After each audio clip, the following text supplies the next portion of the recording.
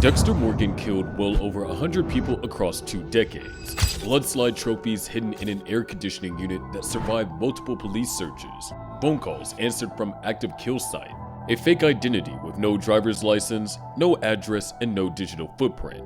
Tranquilizers sourced through false identities and veterinary suppliers. Miami Metro never caught him, but Miami Metro wasn't working with what we have now. In Dexter New Blood, true crime podcaster Molly Park showed up in Iron Lake with nothing but a microphone and a Reddit thread, and she cracked open the Doak's alibi problem faster than the entire Bay Harbor Butcher Task Force ever did. No badge, no warrant, just public information, listener tips, and an audience that doesn't sleep. Now picture 50,000 Molly Parks with a shared Google Doc and a subreddit running 24 hours. That's this video. We're going through Dexter's actual close calls, his actual behavior patterns, and asking one question: how long before the comment section finishes him? Dexter's invented aliases survived because Quinn had no network behind him. Online, it wouldn't survive sustained scrutiny. When Dexter began tracking Arthur Mitchell, the Trinity Killer, in Season 4, he introduced himself as Kyle Butler, a name with nothing behind it. No records, no address, no digital existence. He used it consistently across weeks of contact, attending Mitchell's church, embedding himself in the family, and being physically present at multiple Trinity household events. After Rita's murder, Quinn hired disgraced cop Stan Liddy to look into Dexter. Liddy uncovered the Kyle Butler alias, photographed Dexter and Lumen Pierce on Dexter's boat at night appearing to dispose of something, and traced the fake name far enough to know it was a fabrication. Quinn got those photos. He confronted Dexter once. Then the whole investigation collapsed, killed by his relationship with Deborah and the fact that he had nobody pushing the case forward. That's what saved Dexter. One man working alone with a personal reason to let it go. Here's what makes this worse online. Trinity himself spent weeks actively searching for the real Kyle Butler after his encounter with Dexter, a search that risked pushing that alias into witness statements, church conversations, and potentially police interviews tied to one of the most high-profile serial killer cases in American history. Kyle Butler wasn't buried in a single internal file. It was attached to Trinity's behavior in the weeks before he disappeared, which means it ends up in every document, every news article, and every court record connected to the case. And then there's the access log problem. Dexter regularly accessed restricted forensic evidence and case materials in high-profile investigations throughout his career. In a modern department running digital audit trails and internal access reviews, that kind of repeated off-pattern access becomes data. Every query has a timestamp. Every restricted file has an analyst's name attached to the request.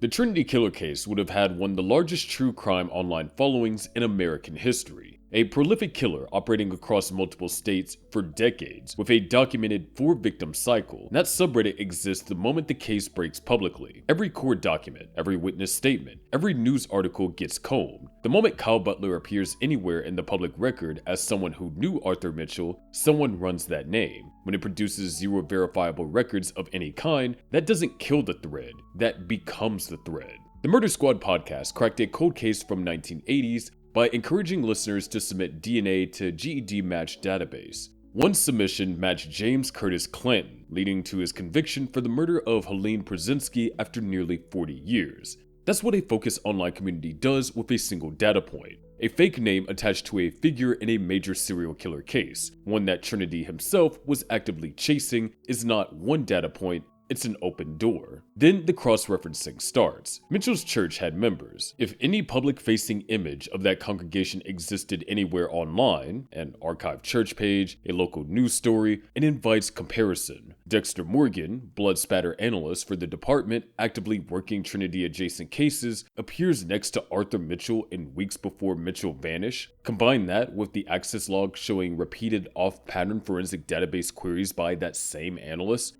and the picture sharpens very quickly. The alias worked because Quinn had no network and a personal reason to drop it. Online, a fake name that Trinity was actively searching for, attached to witness statements and court records from a major serial killer case, gets pulled apart until nothing is left. That's one alias from one season. but there's an oversight from season 1 that nobody in the show ever examined, and online, it would have been the first thread anyone pulled. Make sure you subscribe before the next section, because this is where the timeline actually starts. The ice truck killer targeted Dexter's sister, lived under a fake identity, and shared Dexter's childhood trauma. Online investigators would have connected all three within days. In season 1, the ice truck killer was eventually identified as Brian Moser, a man who had been living in Miami under an alias, working his way into Dexter Morgan's life and staging his victims in ways that carried a very specific personal signature. Brian wasn't a random Miami serial killer. He was Dexter's biological brother. They survived the same shipping container massacre as children. They were both left in blood of their murdered mother for 2 days before anyone found them. Harry Morgan adopted Dexter and left Brian behind in the system. That backstory is the problem. When the ice truck killer was caught and identified, the investigation into who Brian Moser actually was would have pulled that entire history into the open. His real name, his biological family, the shipping container massacre, the 2 children who survived. One of those children became a serial killer. The other one was now a blood spatter analyst working in the same department that investigated the case. Dexter was never formally investigated as a personal connection to Brian. The department treated it as coincidence. Brian was caught, identified, and died in custody, and nobody thought to look closely at who else came out of that shipping container. In a modern media environment, the ice truck killer case would have been national news. A serial killer with a specific artistic signature operating inside Miami's social infrastructure, targeting a cop's sister? That case generates massive press coverage the moment it breaks, and the moment reporters start digging into Brian Moser's background, the shipping container massacre surfaces. Public records, child welfare files, adoption records. Who survived that container? 2 boys. One of them is Brian Moser, the ice truck killer. Where's the other one? That question gets answered publicly. The other survivor is Dexter Morgan, blood spatter analyst for Miami Metro Homicide, the department that investigated the ice truck killer, the same department now investigating the Bay Harbor butcher, the man who processed evidence in both cases. OSINT communities are methodical about this kind of background research. They pull birth records, adoption filings, childhood welfare documentation, anything that is publicly accessible. The Gabby Petito case saw online communities geolocate posts, identify vehicles, and cross-reference travel records within hours of her disappearance being reported. Applying that same energy to a serial killer's childhood history, one that explicitly connects to an active law enforcement analyst, produces a thread that doesn't stay quiet. Dexter survived season 1 because nobody looked at his brother's history hard enough. Online, looking at his brother's history is where everybody starts. The ice truck killer investigation should have ended with Dexter Morgan under formal scrutiny. Online, the connection between Brian Moser's background and Dexter's identity gets surfaced through public record research before the ITK case even closes. This is the thread that starts everything. 2 seasons, 2 different angles that should have finished him. The next section is where the cumulative pattern becomes impossible to explain away, because individual incidents are one thing, but a pattern is something else entirely. Miami Metro investigated each incident separately. Online communities build cumulative cases that don't stop when one lead goes cold. Across 8 seasons, Dexter accumulated a striking number of connections to people who died or vanished. He was at the wedding reception, where Santos Jimenez disappeared. He had documented professional contact with multiple suspects who subsequently went missing from active Miami Metro cases. He was photographed near Travis Marshall's church before the fire. He befriended Arthur Mitchell under a fake name weeks before Mitchell vanished. Now, add the specific close calls that make this pattern impossible to ignore. In season 3,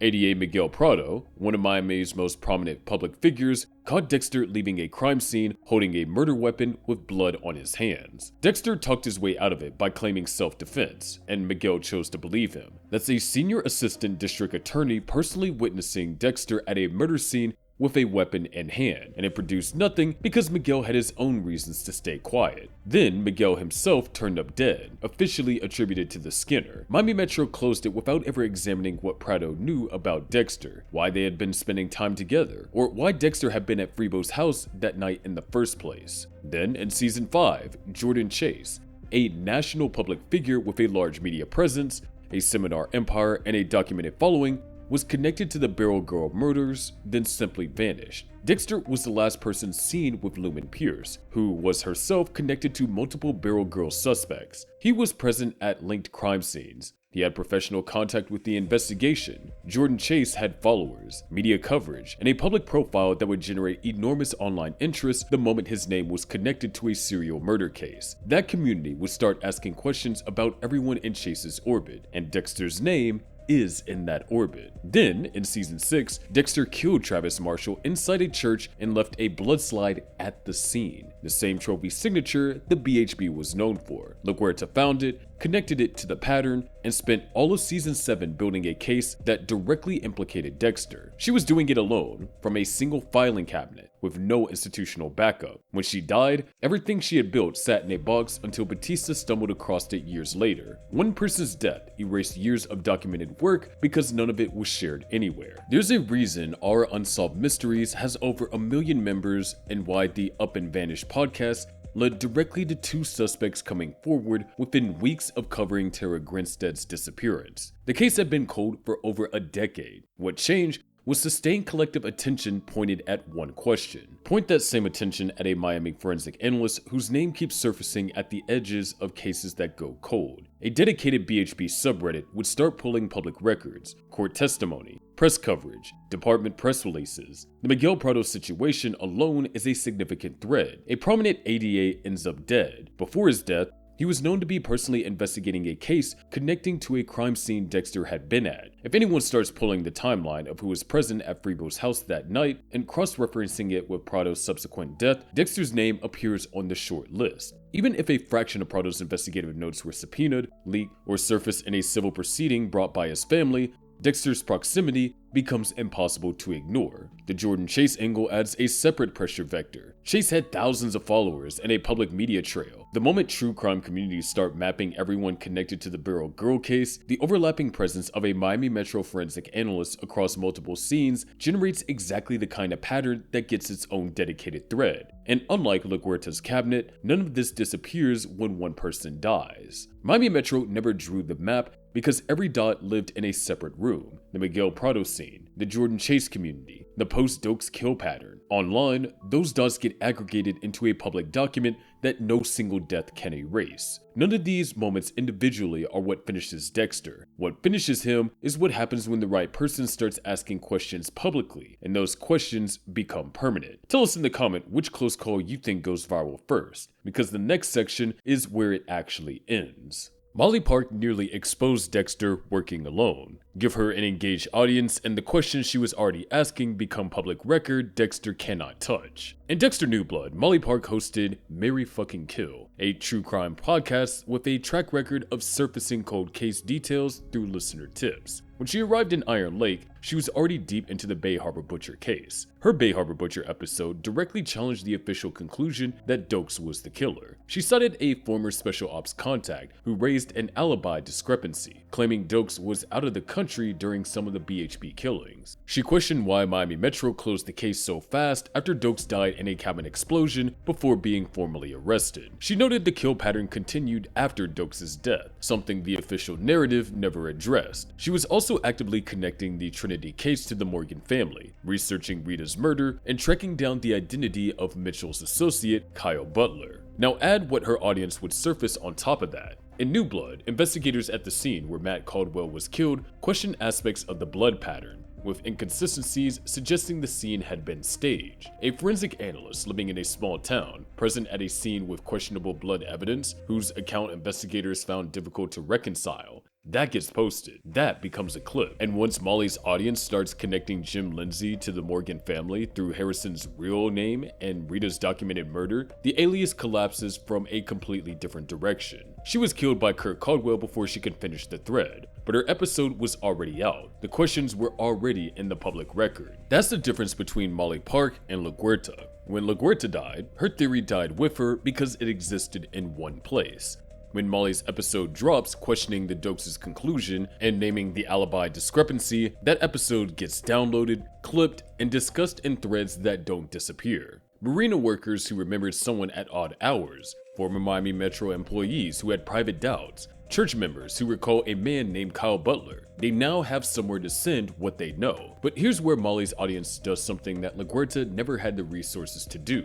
They question the Dokes framing at trophy logic level. True crime communities are obsessive about this specific issue. Dokes was found with blood slides in his car, but Dokes had no boat, and the Bay Harbor Butcher disposed of bodies at sea repeatedly from a registered vessel. Dokes had no prior history of collecting forensic trophies, no financial anomalies suggesting he funded the operation, no history of the kind of precise surgical dismemberment the BHB was known for. He was killed in a cabin explosion before any trial could establish any of this on record. Online, those questions don't get dropped, they get pinned. Why would a trained special force operator keep trophies in his own car where they could be found? Why no prior evidence of this behavior in his entire career? Why does the kill pattern, targeting criminals specifically, dismembering them, dumping them at sea with precision, match the skill set of a forensic analyst far more than a homicide sergeant? Real podcast communities do exactly this. When journalist Headley Thomas covered the 1982 disappearances of Lynette Dawson on his podcast The Teacher's Pet,